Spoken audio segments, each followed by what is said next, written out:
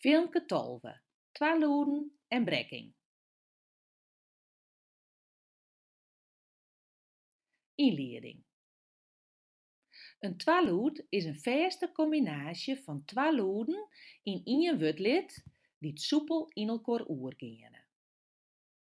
By de fjouwer twaluden OA, IE, EA en OE kin brekking foarkomme.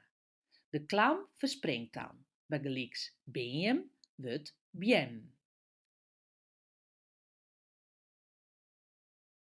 Utlis en foarbylden OA, IE en EA. Brekking kin foarkomme yn de meertals- en ferlietsingfoarm fan in wurd of yn gearstallings. Keel, kjeln, kjeltsje. Tried, trien, tritsje.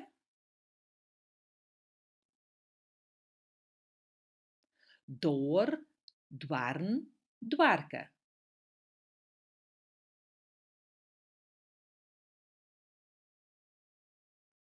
Foar brekking is gjin regel. Men moat hieltyd opnij besjen oft in wurd wol of gjin brekking krijt. Brekking is faak te herkennen oan de stavering, want it neikomende bylûd wurdt ferdoebele nei in twaluud. Utlis en foarbylden OE. By it twaluud OE is de brekking wol goed te sjen oan de stavering. Neist ferdoebeling fan it bylûd feroaret de OE in UO, saas yn stoel. Dat wurdt stuollen en stuoltsje. Hoed wurdt huodden en huodsje.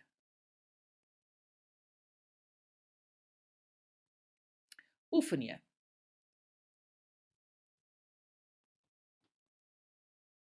Set de nijkommende Fryske wurden yn it meertal en jou it ferlietsingwurd. Stien, tinjen, lied, peel, soan, broer, roas en voet. Set nou eventueel it filmke op pauze. De antwoorden?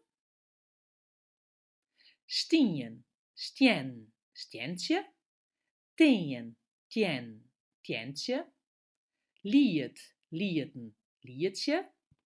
Peel, pjeln, pjeltsje. Soan, swan, swansje. Broer, brorren, brorke. Roos, rozen, rooske. Voet, voeten, voetsje.